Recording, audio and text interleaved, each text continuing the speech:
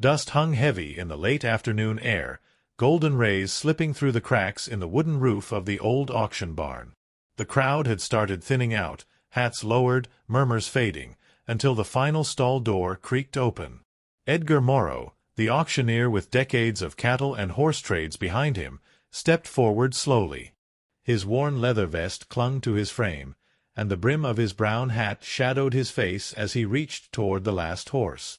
The stallion stood still, towering and silent, coat as black as coal, eyes distant like he had seen something no one else had. The mood shifted. Unlike the other animals paraded through that day, this one wasn't announced with charm or numbers. "Just a leftover," Edgar said quietly, not even bothering to turn to the crowd. "Came in late from the Hale ranch. No papers, no history worth noting." He didn't meet anyone's eyes. But that only made the silence louder. Something in the horse's presence pulled at people.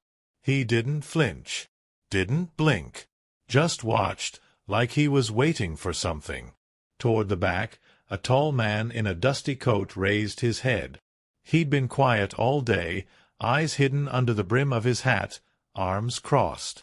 Now he stepped forward, slow and deliberate. In the same moment, a woman near the front gasped softly. "That's not just any horse," she whispered, voice trembling. "That's Bishop." Heads turned. Edgar's jaw tensed, but he didn't speak. The black stallion shifted slightly at the sound of the name, ears twitching, eyes now locked onto the woman. "That horse was declared dead 10 years ago," she continued. "In the Hale stable fire." Her voice gained strength, drawn from something deeper, memory, maybe grief. "But I remember him. I trained him when he was just a foal." And that look in his eye, that silence, it never left him after the fire. The crowd murmured, uncertain now, eyes flicking between Edgar and the silent horse. But then the tall man reached the front. He removed his hat slowly, revealing a weathered face, the kind carved by years of loss and distance. "My name's Wyatt Hale," he said quietly. "And that horse was my father's." The air in the barn seemed to vanish. A dozen stories collided at once in people's minds. The Hale name, the fire, the rumors, and now the truth. Edgar didn't speak. He couldn't. Wyatt stepped closer to the stall. "He wasn't just a horse," he said, his voice low. "He was family." And as Bishop finally let out a long, trembling breath, the silence shattered, along with the lies that had kept him hidden for so long. The tension in the barn was thick, like smoke that refused to clear. After Wyatt's declaration, no one dared speak. The silence wasn't empty. It was filled with decades of questions, unspoken grief, and the lingering scent of burned memories. Edgar Morrow took a slow step back, his boots grinding against the dusty wooden floor. His fingers curled tightly at his sides. He hadn't expected anyone from the Hale family to show their face again. Not after what happened that night. Wyatt didn't break eye contact with Bishop. The horse stood still, but his chest rose with a slow, heavy breath, recognition pulsing just beneath the surface. "He was there," Wyatt finally said, his voice steady but hollow. "When the fire started, I tried to reach the stable, but they held me back. Said it was too late. Said nothing survived." His words hung like nails in the air, driving into the foundation of every lie that had been built since. From behind the crowd, Eleanor stepped forward. Her presence brought a strange calmness, like the return of a forgotten truth. "I remember that fire," she said softly. "I remember the screams, the smell of burning hay. But I also remember Bishop. I trained him myself. He wouldn't have gone quietly." Her gaze narrowed on Edgar. "Unless someone took him before the flames reached him." A flicker of something crossed Edgar's face, regret, maybe, or guilt. "I did what I had to," he muttered. "That horse wasn't safe anymore. After what happened to James." His voice trailed off, and now all eyes were on him. Wyatt stepped closer, his boots creaking against the floor. "What happened to my father?" he asked. "They said it was an accident. A lantern kicked over by the wind. But that never made sense." Caleb Morrow appeared at the edge of the stall, his expression uncertain. He looked at his father, then at Wyatt. "You need to stop digging, Hale," he said. "Let the past die. It's been over a decade." But Wyatt shook his head slowly. "The past doesn't die," he replied. "Not when it's buried alive." The crowd remained frozen, unsure whether to stay or flee. Bishop lowered his head slightly, nostrils flaring. The same horse everyone thought was lost forever had returned, and brought with him questions that no one seemed ready to answer. And as the barn door creaked in the distance, someone else stepped in from the outside, someone who had stayed silent all these years. The heavy barn door groaned open, letting in a beam of dying sunlight, and a figure wrapped in silence.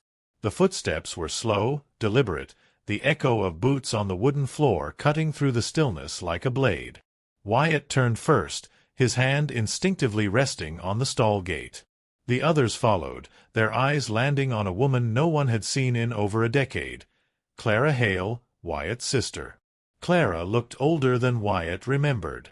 Time hadn't been kind to her. Grief had aged her more than the years. Her hair, once golden and carefree, was now pinned tightly, streaked with gray.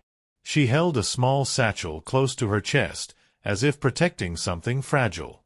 For a moment, she said nothing. Her eyes swept across the crowd, settling on Edgar, then Eleanor, and finally Bishop. When her gaze met her brother's, something cracked between them, something buried and painful.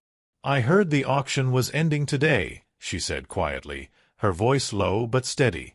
"And I had a feeling he'd try to sell him." Edgar didn't move. He just stared at her like he'd seen a ghost rise from the ashes. Clara stepped closer, each step measured, until she stood beside Wyatt. "I never believed Bishop died in that fire," she continued. "And I never believed what they told us about our father." Wyatt's voice was barely a whisper. "Why didn't you come sooner?" The question wasn't angry. It was broken. Clara looked down at the floor, her fingers tightening around the satchel. "Because I was afraid of what I'd find," she admitted. "And because part of me thought, if I stayed gone long enough, the pain would fade. But it didn't." She opened the satchel slowly, revealing a bundle of old, scorched letters tied with string. "I found these in the attic of Aunt Miriam's house last month," she said. "They're from Dad. Some of them written just weeks before the fire. And they're not just letters, Wyatt. They're warnings. He was scared. Of someone." The crowd shifted again. Eleanor stepped forward, her voice tight. "Scared of who, Clara?" But Clara didn't answer. She simply looked at Edgar, and he looked away. Outside, the sky was turning dark, the sun swallowed by the horizon. A chill crept into the barn as if the truth itself carried a cold wind with it. Wyatt reached for the letters, but Clara pulled them back gently. "Not here," she said. "There's more you need to know. And not all of it should be said in front of strangers." But someone was already listening from the shadows, someone who hadn't left when the crowd began to disperse. And that someone had their own version of the story. Wyatt and Clara sat on the back porch of the old Whitmore house as the sun dipped below the hills, casting long shadows across the empty field. The barn and crowd were now behind them, but the weight of the past clung tightly to their shoulders. Bishop stood tied nearby, ears flicking, sensing the tension. Wyatt held the bundle of letters now, aged, fragile, edges blackened by smoke. He ran his fingers over the handwriting, the curves and lines that only a father could have written. Clara leaned forward, her voice low. He started writing them after Caleb Morrow began working for him. Said things didn't feel right on the ranch anymore. Tools going missing.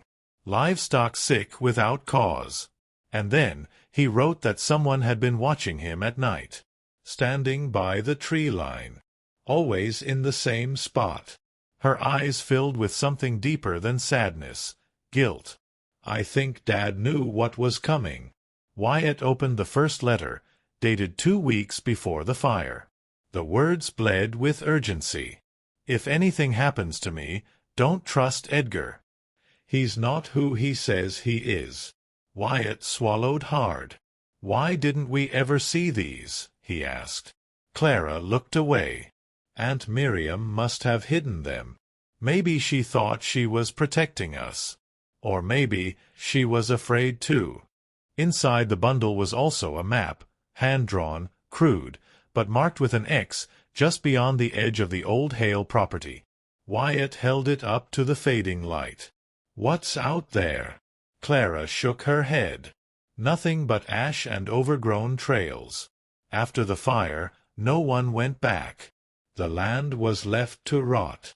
Wyatt's jaw tightened. Then that's where we'll go.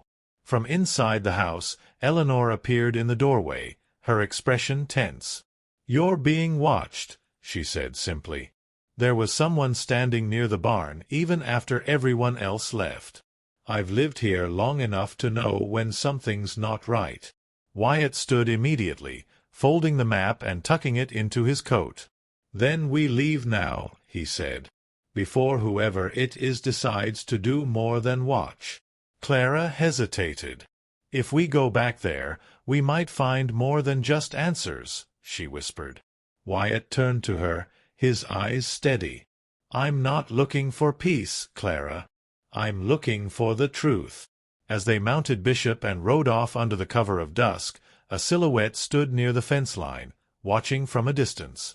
A figure in a wide-brimmed hat, smoking a cigarette, eyes fixed on the trail they were taking. And in the glow of the ember, a face was revealed, Caleb Morrow. The trail to the old Hale ranch was barely recognizable. Twisted trees had overtaken the path, and the ground was littered with ash that had settled into the soil years ago. Bishop moved cautiously, his hooves stepping over broken branches and scorched rocks. The moonlight offered just enough visibility, casting an eerie glow over the place where so much had been lost. Wyatt rode ahead, holding the map tight. Clara followed in silence, her eyes scanning the darkness for movement, her breath shallow. The closer they got, the heavier the air became. The barn had collapsed long ago, its remains now just blackened timber and rusted nails. The house was still partially standing, though vines wrapped around its bones like nature was trying to bury the past. Wyatt dismounted, stepping toward the old well near the back porch. The map's X was marked just behind it. Clara joined him, holding a lantern that flickered with every gust of wind. There, Wyatt pointed, kneeling near a half-buried stone. He brushed the dirt away, revealing a wooden box, charred around the edges, but intact. He pried it open, and inside were photos, a journal, and something wrapped in oiled cloth. Unfolding, it revealed a revolver, his father's. Clara took a sharp breath. He always kept it in his desk, she whispered. If it's out here, he must have known someone was coming. Wyatt opened the journal and began flipping through the pages. It wasn't just a diary, it was a record. His father had written down everything. Missing supplies, threats, strange conversations with Edgar, and a final entry that chilled Wyatt to his core. If Bishop disappears, it means they've come for me. And if they've come for me, they won't stop with me. Clara put a hand on his shoulder. He was trying to protect us. Even in the end. A sound cracked through the silence, twigs snapping near the edge of the woods. Wyatt stood fast, revolver now in hand. Bishop stomped once, sensing the tension. "Who's there?" Wyatt called out. No answer. Just more rustling. Clara lifted the lantern, and for a split second they saw a shape in the trees. A man. Watching.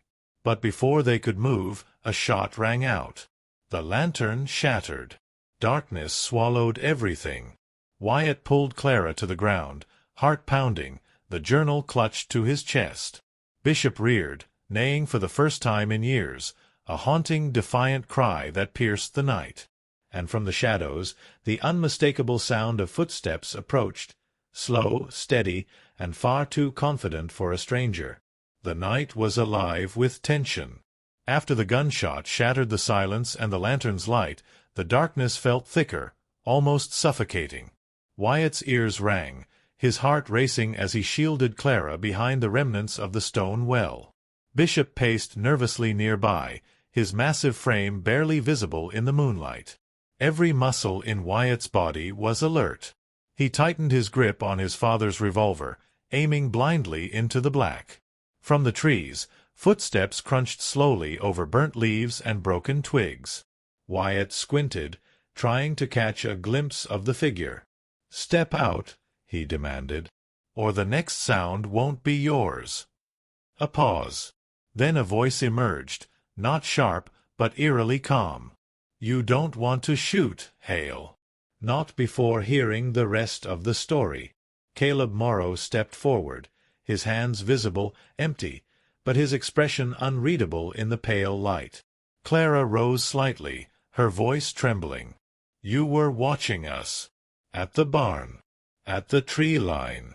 Caleb nodded once. "Because I knew where you'd go. I tried to warn you. My father, he's not who you think he is." Wyatt kept the gun trained on him, suspicion burning behind his eyes. "Then tell me. Right now." Caleb looked away for a moment, then spoke again, lower this time. "The fire wasn't an accident. And it wasn't just about the ranch. It was about what your father found, and who he told." Clara's breath caught. "What did he find?" Caleb stepped closer, slowly, raising his hands higher. "A ledger, hidden in the barn. It had names, investments, illegal trades. Money being funneled from auctions into private accounts. My father was in the middle of it, but so were others. James Hale threatened to expose them. That night, the fire wasn't just to destroy the ranch, it was to destroy the evidence."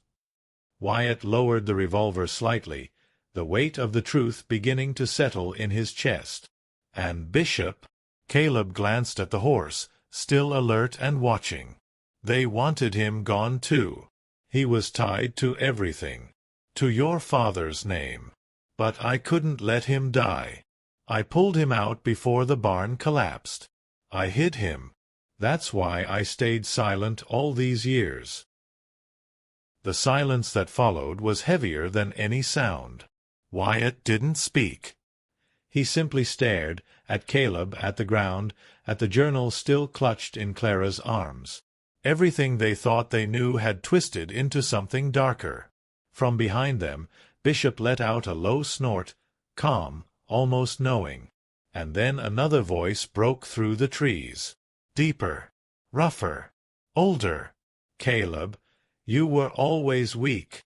Edgar Morrow stepped out from the trees like a shadow made flesh, slow, deliberate, eyes gleaming under the wide brim of his worn hat. The silver in his beard caught the moonlight, but there was nothing soft about his presence. His voice cut through the air, sharp as a blade. "I told you once, Caleb, you don't interfere in things you don't understand." Wyatt turned the revolver toward Edgar, but the old man didn't flinch. He stopped a few paces away, hands empty, though there was no doubt he had a weapon somewhere. Clara stood frozen beside Bishop, one hand gripping the journal, the other balled into a fist. Caleb's voice broke the tension, hoarse and angry. "I kept your secrets. I stayed quiet. But you went too far. You let people die." Edgar gave a bitter smile. "I did what I had to. This town, these people, they wouldn't have survived without men like me keeping things in order." His gaze shifted to Wyatt. "Your father was a good man. But he was too proud. Too loud. He thought honesty was enough to protect him. It wasn't." Wyatt's jaw clenched, revolver steady in his grip. "So you burned everything down to keep your little empire intact." A sudden gust of wind blew through the trees, rustling the blackened grass around them. Bishop stamped the ground once, his breath visible in the chill. Edgar's eyes flicked toward the horse, and for a moment something like regret flickered in his face, but it vanished as quickly as it came. "I didn't come here to kill anyone tonight," he said. "But if that journal leaves this land, everything I've built crumbles." Clara stepped forward, voice shaking but firm. "Then it should crumble. You think fear built this town? It was trust. Families. People like my father. And you took him from us." Edgar's eyes narrowed. "You think you know pain, girl? I buried more good men than you've ever known.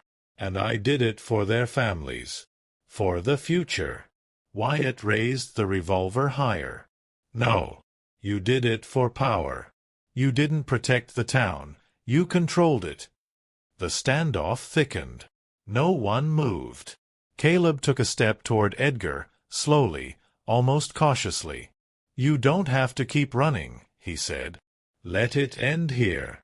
But Edgar's eyes darkened. "It ends when I say it ends." And with a sudden motion, his hand went to his coat. A shot rang out in the dark. But it wasn't Wyatt who pulled the trigger. The gunshot echoed through the woods like thunder cracking open the night. For a heartbeat, no one moved. The silence that followed was louder than the shot itself, thick, stretched, unbearable. Then Edgar staggered back, a dark stain blooming across his side. He looked down, confused, as if even his body couldn't believe what had just happened. Caleb stood with the pistol still raised, smoke curling from the barrel, his face pale but resolute. Wyatt rushed forward instinctively, catching Edgar before he collapsed. He didn't understand why, maybe because a lifetime of hatred still couldn't erase the image of a dying man in front of him. Edgar's knees buckled, and Wyatt lowered him gently to the ground. Blood soaked into the dry dirt. The old man coughed, breath rattling, eyes darting between the three figures above him. "Should have stayed away," he muttered. Clara dropped beside Wyatt, clutching the journal tightly against her chest. Her eyes locked onto Edgar's, but there was no hatred now, only sorrow.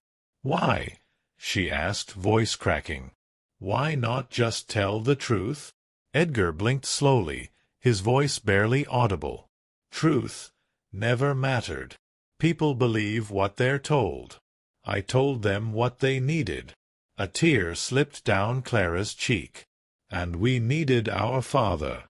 Caleb knelt on the other side, setting his gun gently on the ground. "He was trying to fix it," he said quietly. "In the end, I think he knew it couldn't be fixed, but he tried." Edgar's breathing slowed, his face softening just slightly as his gaze drifted to Bishop standing a few feet away, calm and watchful. That horse, he never forgot. Then his eyes rolled back, and with one last breath, Edgar Morrow was gone. For a long time, no one spoke. The night was still again, but everything had changed. Wyatt stood, his hands trembling. "It's over," he whispered. But Clara shook her head. "No, it's just beginning." She looked down at the journal, then at the gun. "We have to go back. The sheriff. The town. They deserve to know what really happened." Caleb nodded slowly. "They'll fight it. They'll protect his name. But the truth's in that book. And in Bishop. People remember that horse more than they remember the headlines." Wyatt looked toward the horizon, where a faint line of dawn began to cut through the dark. "Then we take it home. All of it." Behind them, Bishop lowered his head, nuzzling Wyatt's shoulder as if to say he understood. But none of them noticed the rider on the ridge, watching from afar. They weren't done yet. The early morning sun cast long shadows as Wyatt, Clara, and Caleb rode into the center of Dry Creek. Bishop walked beside them, calm but commanding. Clara clutched the journal close to her chest. Her father's final words felt heavier with each step. Townsfolk peeked out from behind curtains and creaked open their doors. Whispers started. They weren't just seeing the return of the Hales, they were witnessing something that felt like a reckoning. Sheriff Nolan Briggs stepped out of his office, brow furrowed, boots heavy. "What's going on here?" he asked, eyeing the three riders. Wyatt dismounted and faced him head-on. "Edgar Morrow is dead. And this," he nodded toward Clara and the journal, "explains why." Nolan's gaze drifted to Caleb, standing beside them. The sight alone was enough to shake the sheriff. Loyalty was shifting. "You realize what you're saying?" Nolan said, lowering his voice. "Edgar wasn't just a man in this town. He built it. He kept it standing." Caleb took a step forward, jaw tight. "He built it on fear and secrets. He let James Hale die. He orchestrated that fire. Everything in this journal proves it. It's time people knew." More residents had gathered now, murmuring, watching the moment unfold like a curtain finally being pulled back. Clara climbed the church steps and held the journal high. "This isn't a rumor. These are our father's words. His warnings. His fears. And the truth he died for." She handed it to the sheriff, who hesitated before taking it. His hands trembled slightly as he opened to a page, reading silently while the crowd waited. The silence deepened, not out of confusion, but recognition. Some had suspected. Others had chosen to forget. But now, there it was, written in a dead man's hand. Wyatt scanned the faces before him. Some looked shocked. Others looked ashamed.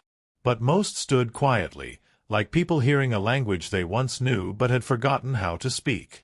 "You knew something was wrong," he said. "You felt it. You saw it. But you stayed quiet."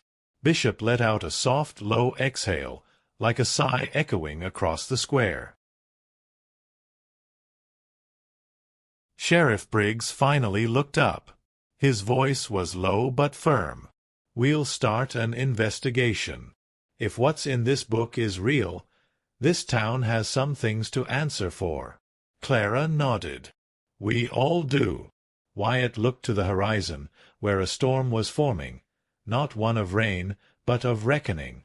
Dry Creek wasn't burning anymore, but it was about to be reborn. 2 weeks had passed since Dry Creek faced the truth. Edgar Morrow's secrets were no longer whispers. They were written, spoken, and finally believed. The investigation was underway, names were being questioned, and the town's silence had cracked wide open. But out at the edge of town, where the fire once swallowed everything, a different kind of work was happening. Quiet, steady, and personal. Wyatt stood near the remains of the old Hale barn, now cleared of debris. The land smelled of soil again, not smoke. Caleb worked nearby, hammering a new post into the fence line. Clara stood by the porch with Eleanor, holding up blueprints for a new training facility. Bishop grazed in the field, calm, his coat shining under the warm morning sun. He was no longer the haunted animal from the auction block. He was home. Clara walked over carrying a weathered wooden frame. Inside was one of James Hale's final letters, the one with the words that had stayed with her. "If the truth ever comes to light, let it be light, not vengeance." She handed it to Wyatt. "I want this hanging inside the new barn. Not for Dad. For us. So we remember who we are." Wyatt held it for a long moment. He would have liked that. Caleb approached with a folded letter from Sheriff Briggs. "They're naming the new facility after you," he said to Wyatt. "You turned this town upside down. They think you're the hero." Wyatt shook his head. "I'm not," he said. "But Bishop," he remembered, "when no one else did." He looked out at the horse standing tall in the pasture. "Let them name it after him." Later that afternoon, Annie arrived with a framed newspaper clipping. She handed it to Wyatt with a shy smile. The headline read, "The Horse Who Remembered, Bishop and the Truth That Changed Dry Creek." Wyatt chuckled under his breath. He never forgot, he said softly. Then, without ceremony, he hung the frame on the fence, facing outward toward the hills, toward whatever came next. That evening, under a sky full of stars, Wyatt stood beside Bishop at the edge of the field. The wind was gentle, carrying the scent of sage and cedar. He placed a hand on the horse's neck, steady and thankful. "We're home now," he whispered. Bishop lowered his head in quiet understanding. No more running. No more hiding. Just earth beneath their feet, and peace. The fire had taken so much, but what remained was enough to begin again.